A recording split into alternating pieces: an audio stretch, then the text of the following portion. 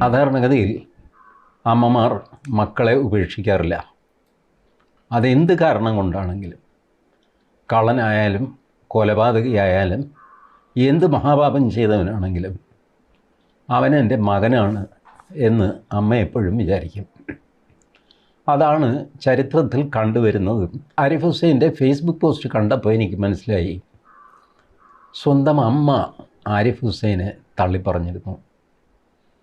എനിക്കിങ്ങനെ ഒരു മകനില്ലായിരുന്നെങ്കിൽ എന്ന് ആശിച്ചിരുന്നു. മഹാഭാരത യുദ്ധത്തിന് ശേഷം മരിച്ചുപോയവർക്ക് ശ്രാദ്ധകർമ്മങ്ങൾ ചെയ്യുന്നു യുധിഷ്ഠിരൻ. അപ്പോൾ ഏറ്റവും മുതിർന്ന ആളിന് ആദ്യം ശ്രാദ്ധകർമ്മം ചെയ്യണം. ആ നിമിഷം കുന്തി യുധിഷ്ഠിരന് മുമ്പിൽ കയറി നിന്നു.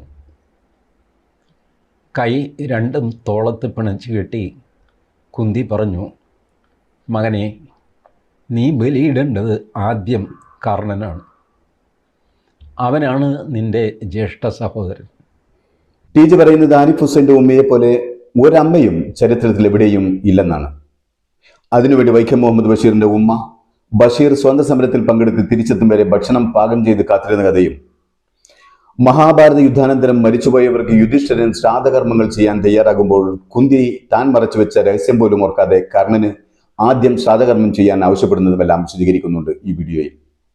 എന്നാൽ ഞാൻ പറയുന്നു, കുന്തിയേക്കാൾ എത്രയോ മികച്ച ഒരമ്മയാണ് ആരിഫ് ഹുസൈൻ്റെ അമ്മ. കാരണം കുന്തി സ്വന്തം കുഞ്ഞിനെ ഉപേക്ഷിക്കുന്നത് പ്രസവിച്ച ഉടനെയാണ്. മുലപ്പാല് കൊടുക്കാതെ, ഒരിറ്റു വാത്സല്യം പോലും നൽകാതെ, അതും പെട്ടിയിലാക്കി പുഴയിലൊഴുക്കുകയാണ് ചെയ്തത്. ആ കുട്ടിക്ക് എന്ത് സംഭവിക്കുമെന്ന് പോലും ഓർക്കാതെ, ആ പെട്ടിയിൽ കിടന്ന് എന്ത് ഭക്ഷിക്കുമെന്ന് പോലും ഓർക്കാതെ, ആരുടെയെങ്കിലും കയ്യിൽ കിട്ടിയില്ല എങ്കിൽ ആ കുഞ്ഞ് മരിച്ചു പോകുമെന്നറിഞ്ഞിട്ടും പെട്ടിയിലാക്കി ഒഴുക്കിവിടുകയാണ് കുന്തി ചെയ്തത്. എന്നാൽ ആരിഫ് ഹുസൈൻ്റെ ഉമ്മ ചെയ്തതോ നേരെ മറിച്ചാണ്.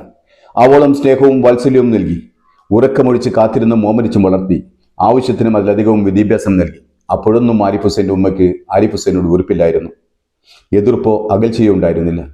ആരിഫ് ഹുസൈന് തിരിച്ചും അങ്ങനെ തന്നെയായിരുന്നു. പിന്നീട് എപ്പോഴാണ് ആരിഫ് ഹുസൈൻ ഉമ്മയുടെ മനസ്സിൽ നിന്നും അകലാൻ തുടങ്ങിയതും ആരിഫിന് ഉമ്മ ഹൂറന്മാരുടെ റാണിയായതും എന്നതൊക്കെ നമ്മെപ്പോലെ തന്നെ ടി ജി മോഹൻദാസിനും നന്നായി അറിയാവുന്നതാണ്.